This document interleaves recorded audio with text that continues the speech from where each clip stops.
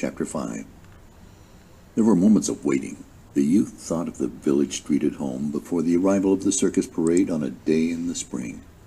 He remembered how he had stood, small, willful boy, prepared to follow the dingy lady upon the white horse, or the band in its faded chariot.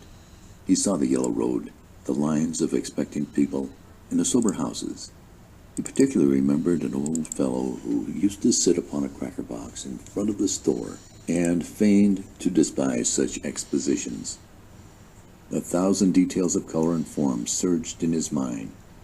The old fellow upon the cracker box appeared in middle prominence. Someone cried, "Here they come!" There was a rustling and muttering among the men. They displayed a feverish desire to have every possible cartridge ready to their hands. The boxes were pulled around into various positions and adjusted with great care. It was as if 700 new bonnets were being tried on. The tall soldier, having prepared his rifle, produced a red handkerchief of some kind. He was engaging in knitting it about his throat, with exquisite attention to its position, when the cry was repeated up and down the line in a muffled roar of sound. "Here they come! Here they come!" Gun locks clicked. Across a smoke-infested field came a brown swarm of running men who were giving shrill yells. They came on, swooping and swinging the rifles at all angles. A flag tilted forward, sped near the front. As he caught sight of them, the youth was momentarily startled by a thought that perhaps his gun was not loaded. He stood trying to rally his faltering intellect so that he might recollect the moment when he had loaded it, but he could not. A hatless general pulled his dripping horse to a stand near the colonel of the 304th. He shook his fist in the other's face. "You've got to hold 'em back," he shouted savagely. "You've got to hold 'em back." In his agitation, the colonel began to stammer. "All right, General, all right. God. We'll do our best, General." The general made a passionate gesture and galloped away. The colonel, perchance to relieve his feelings, began to scold like a wet parrot.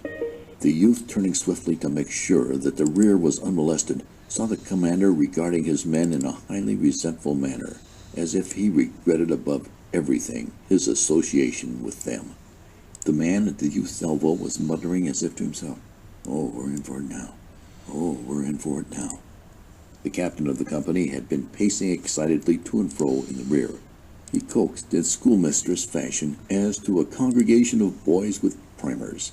His talk was an endless repetition. "Reserve your fire, boys. Boys, don't shoot till I tell you. Save your fire wait till we get up close.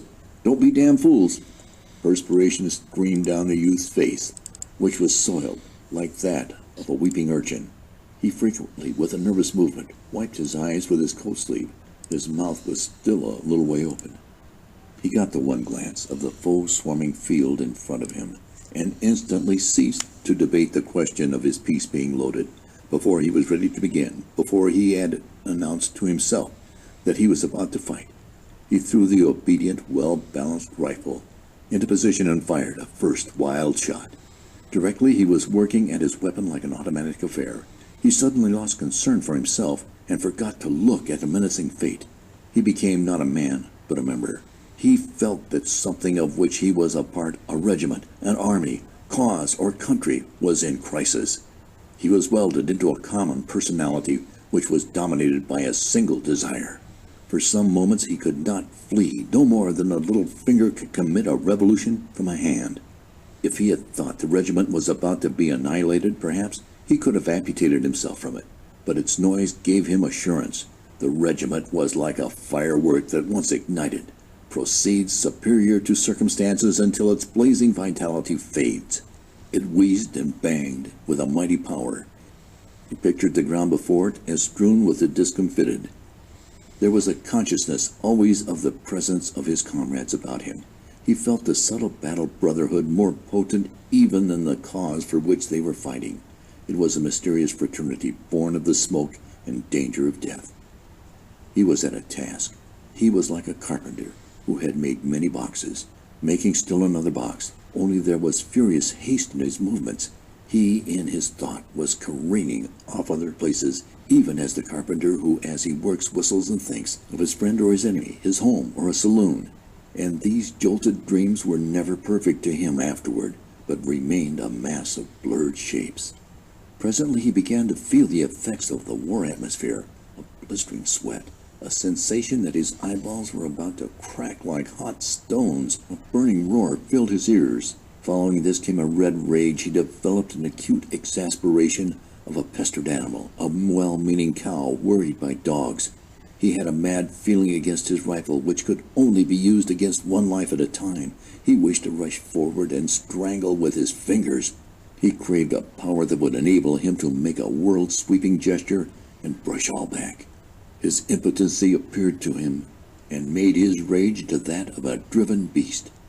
Buried in the smoke of many rifles, his anger was directed not so much against the men whom he knew were rushing toward him as against the swirling battle phantoms which were choking him, stuffing their smoke robes down his parched throat. He fought frantically for respite, for his senses, for air, as a babe being smothered attacks the deadly blankets. There was a blare of heated rage, mingled with a certain expression of intentness on all faces. Many of the men were making low-toned noises with their mouths, and those subdued cheers, snarls, imprecation, prayers made a wild, barbaric song that went as an undercurrent of sound, strange and chant-like, with the resounding chords of the war march. The man at the youth's elbow was babbling. In it there was something soft and tender, like the monologue of a babe. The tall soldier was swearing in a loud voice. From his lips came a black procession of curious oaths. Of a sudden, another broke out in a querulous way, like a man who has mislaid his hat. "Well, why don't they support us? Why don't they send supports? Do they think?" The youth in his battle sleep heard this as one who dozes hears. There was a singular absence of heroic poses. The men bending and surging in their haste and rage were in every impossible attitude. The steel ramrods clanked and clanged with incessant din as the men pounded them furiously into the hot rifle barrels. The flaps of the cartridge boxes were all unfastened and bobbed idiotically with each movement.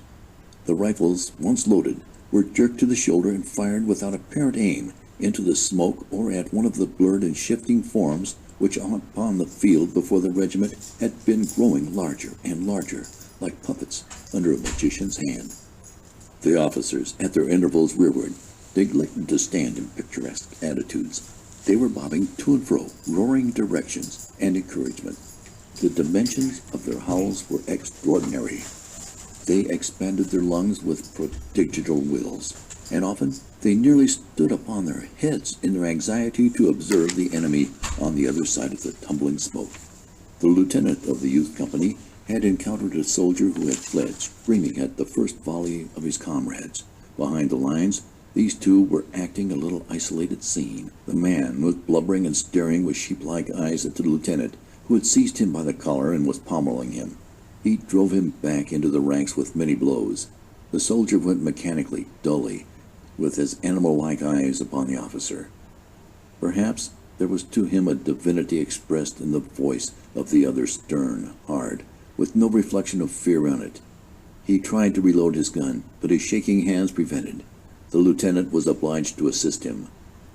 The men dropped here and there like bundles. The captain of the youth's company had been killed in an early part of the action. His body lay stretched out in the position of a tired man, resting, but upon his face there was an astonished and sorrowful look, as though he thought some friend had done him an ill turn. The babbling man was grazed by a shot that made the blood stream wildly down his face. He clapped both hands to his head. "Oh!" he said, and ran. Another grunted suddenly as he had been struck by a club in the stomach. He sat down and gazed ruefully. In his eyes there was a mute, indefinite reproach. Further up the line, a man standing behind a tree had had his knee joint splintered by a ball. Immediately he had dropped his rifle and gripped the tree with both arms, and there he remained, clinging desperately and crying for assistance that he might withdraw his hold upon the tree. At last, an exultant yell went up along the quivering line. The firing dwindled from an uproar to a last vindictive popping. As the smoke slowly eddied away, the youth saw that the charge had been repulsed. The enemy were scattered into reluctant groups. He saw a man climb to the top of a fence, straddle a rail, and fire a parting shot. The waves had receded, leaving bits of dark debris upon the ground. Some of the regiment began to whoop frenziedly. Many were silent, Apparently, they were trying to contemplate themselves. After the fever had left his veins, the youth thought that at last he was going to suffocate. He became aware of the foul atmosphere in which he had been struggling. He was grimy and dripping like a laborer in a foundry. He grasped his canteen and took a long swallow of the warmed water. A sentence with variations went up and down the line. Well, we've held him back. We've held him back. Darned if we haven't. The men said it blissfully, leering at each other with dirty smiles. The youth turned to look behind him and off to the right and off to the left. He experienced the joy of a man who at last finds leisure in which to look about him. Underfoot, there were a few ghastly forms, motionless. They lay twisted in fantastic contortions. Arms were bent and heads were turned in incredible ways. It seemed that the dead men must have fallen from some great height to get into such positions. They looked to be dumped out upon the ground from the sky. From a position in the rear of the grove, a battery was throwing shells over it. The flash of the guns startled the youth at first. He thought they were aimed directly at him. Through the trees he watched the black figures of the gunners as they worked swiftly and intently. Their labor seemed a complicated thing. He wondered how they could remember its formula in the midst of confusion. The guns squatted in a row like savage chiefs. They argued with abrupt violence. It was a grim powwow. Their busy servants ran hither and thither.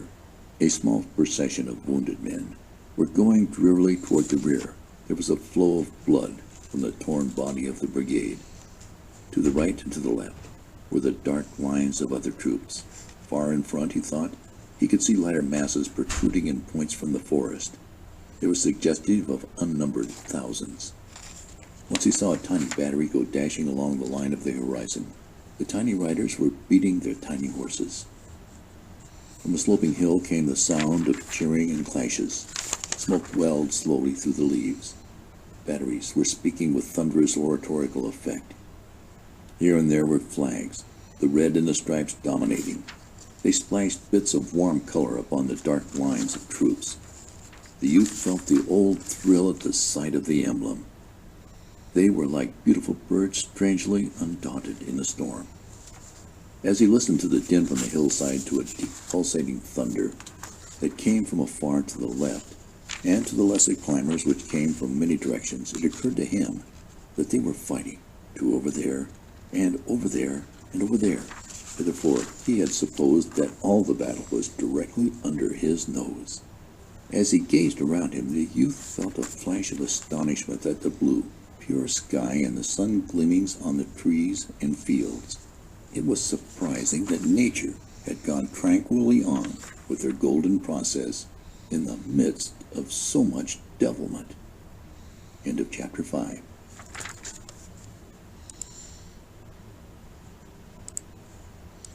Chapter 6. The youth awakened slowly. He came gradually back to a position from which he could regard himself. For moments he had been scrutinizing his person in a dazed way as if he had never before seen himself. Then he picked up his cap from the ground. He wiggled in the jacket to make a more comfortable fit, and kneeling, replaced his shoe. He thoughtfully mopped his reeking features. So, it was over at last. The supreme trial had been passed. The red, formidable difficulties of war had been vanquished. He went into an ecstasy of self-satisfaction. He had the most delightful sensations of his life. Standing, as if apart from himself, he viewed that last scene. He perceived that the man who had fought thus was magnificent. He felt that he was a fine fellow. He saw himself even with those ideals which he had considered as far beyond him. He smiled in deep gratification. Upon his fellows he beamed tenderness and goodwill. "Gee, ain't it hot, eh?" he said affably to a man who was polishing his streaming face with his coat sleeve. "You bet," said the other, grinning sociably. "I never seen such dumb hotness." He sprawled out luxuriously on the ground. "Gee, yes. And I hope we don't have no more fighting till a week from Monday." There were some handshakings and deep speeches with men whose if you're busy, features were familiar, but with whom the youth now felt the bonds of tied hearts. He helped a cursing comrade to bind up a wound of the shin. But of a sudden, cries of amazement broke out along the ranks of the new regiment. "Here they come again! Here they come again!" The man who had sprawled upon the ground started up and said, "Gosh!" The youth turned quick eyes upon the field. He discerned forms begin to swell in masses out of a distant wood. He again saw the tilted flag speeding forward. The shells, which had ceased to trouble the regiment for a time, came swirling again and exploded in the grass or among the leaves of the trees. They looked to be strange war flowers bursting into fierce bloom. The men groaned. The luster faded from their eyes. Their smudged countenances now expressed profound dejection. They moved their stiffened bodies slowly and watched in sullen mood the frantic approach of the enemy. The slaves toiling in the temple of this god began to feel rebellion at his harsh tasks. They fretted and complained each to each. "Oh, say, this is too much of a good thing. Why can't somebody send us supports? We ain't never gonna stand this second banging. I didn't come here to fight the whole damn rebel army." There was one who raised a doleful cry. "I wish Bill Smithers had trod on my hand instead of treading on his." The sword joints of the regiment creaked as it painfully floundered into position to repulse. The youth stared. Surely, he thought, this impossible thing was not about to happen. He waited as if he expected the enemy to suddenly stop, apologize, and retire bowing. It was all a mistake. But the firing began somewhere on the regimental line and ripped along in both directions. The level sheets of flame developed great clouds of smoke that tumbled and tossed in the mild wind near the ground for a moment, and then rolled through the ranks as through a gate. The clouds were tinged an earth-like yellow in the sun rays, and in the shadow they were a sorry blue. The flag was sometimes eaten and lost in this mass of vapor, but more often it projected, sun-touched, resplendent. Into the youth's eyes there came a look that one can see in the orbs of a jaded horse. His neck was quivering with nervous weakness, and the muscles of his arms felt numb and bloodless. His hands, too, seemed large and awkward, as if he was wearing invisible mittens, and there was a great uncertainty about his knee joints. The words that comrades had uttered previously to the firing had begun to recur to him. "Oh, say, this is too much of a good thing. What do they take us for? Why don't they send supports? I didn't come here to fight the whole damn rebel army." He began to exaggerate the endurance, the skill, and the valor of those who were coming, himself reeling from exhaustion as he was astonished beyond measure at such persistency. They must be machines of steel. It was very gloomy struggling against such affairs, wound up perhaps to fight until sundown. He slowly lifted his rifle, and catching a glimpse of a thick-spread field, he blazed at a cantering cluster. He stopped then and began to peer as best he could through the smoke. He caught changing views of the ground covered with men who were all running like pursued imps and yelling. To the youth it was an onslaught of redoubtable dragons. He became like a man who lost his legs at the approach of the red and green monster. He waited in a sort of a horrified, listening attitude. He seemed to shut his eyes and wait to be gobbled. A man near him, who up to this time had been working feverishly at his rifle, suddenly stopped and ran with howls. The lad whose face had borne an expression of exalted courage, the majesty of he who dares give his life, was at an instant smitten abject. He blanched like one who has come to the edge of a cliff at midnight and is suddenly made aware. There was a revelation. He, too, threw down his gun and fled. There was no shame in his face. He ran like a rabbit. Others began to scamper away through the smoke. The youth turned his head, shaken from his trance by this movement, as if the regiment was leaving him behind. He saw the few fleeting forms.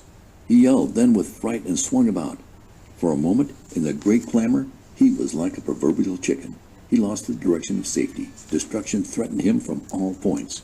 Directly, he began to speed toward the rear in great leaps. His rifle and cap were gone. His unbuttoned coat bulged in the wind. The flap of his cartridge box bobbed wildly, and his canteen, by its slender cord, swung out behind. On his face was all the horror of those things which he imagined. The lieutenant sprang forward, bawling. The youth saw his features wrathfully red, and saw him make a stab with his sword. His one thought of the incident was that the lieutenant was a peculiar creature to feel interested in such matters upon this occasion. He ran like a blind man. 2 or 3 times he fell down. Once he knocked his shoulder so heavily against a tree that he went headlong. Since he had turned his back upon the fight, his fears had been wondrously magnified. Death about to thrust him between the shoulder blades was far more dreadful than death about to smite him between the eyes. When he thought of it later, he conceived the impression that it is better to view the appalling than to be merely within hearing. The noises of the battle were like stones. He believed himself liable to be crushed. As he ran on, he mingled with others. He dimly saw one man on his right and on his left, and he heard footsteps behind him.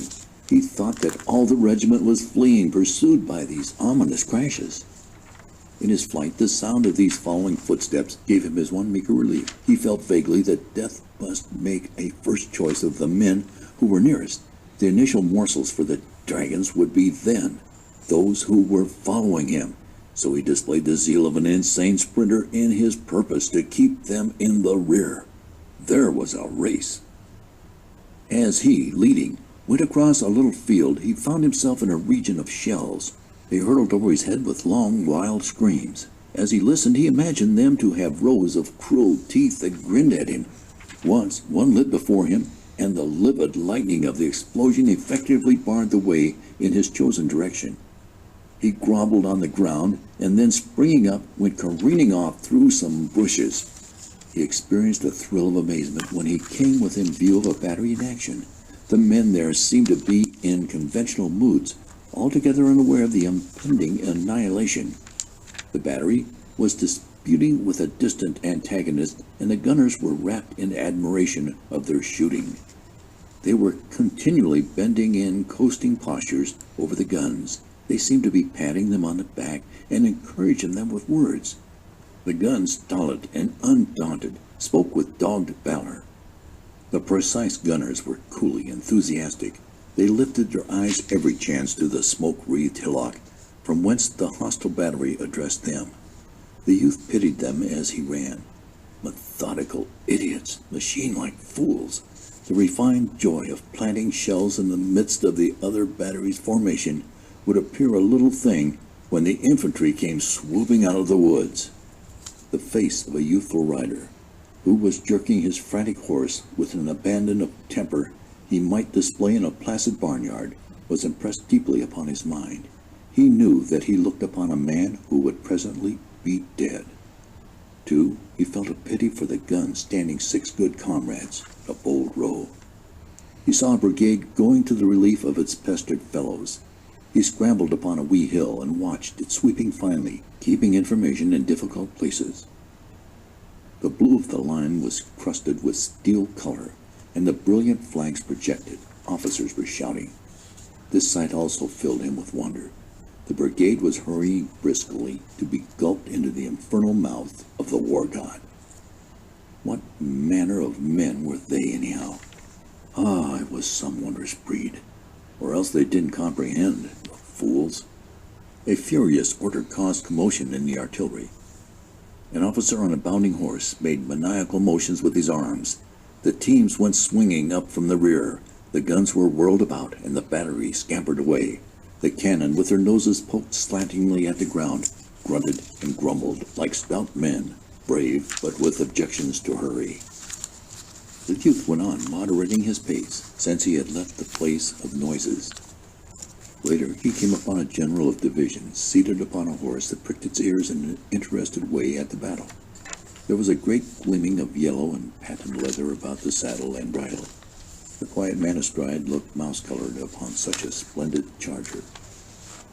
A jingling staff was galloping hither and thither. Sometimes the general was surrounded by horsemen, and at other times he was quite alone. He looked to be much harassed. He had the appearance of a businessman whose market is swinging up and down. The youth went slinking around this spot. He went as near as he dared, trying to overhear words. Perhaps the general, unable to comprehend chaos, might call upon him for information, and he could tell him. He knew all concerning it. Of a surety the force was in a fix, and any fool could see that if they did not retreat while they had opportunity, why... He felt that he would like to thrash the general, or at least approach and tell him in plain words exactly what he thought him to be. It was criminal to stay calmly in one spot and make no effort to stay destruction. He loitered in a fever of eagerness for the division commander to apply to him. As he warily moved about, he heard the general call out irritably, "Tompkins, go over and see Taylor, and tell him not to be in such an all-fired hurry.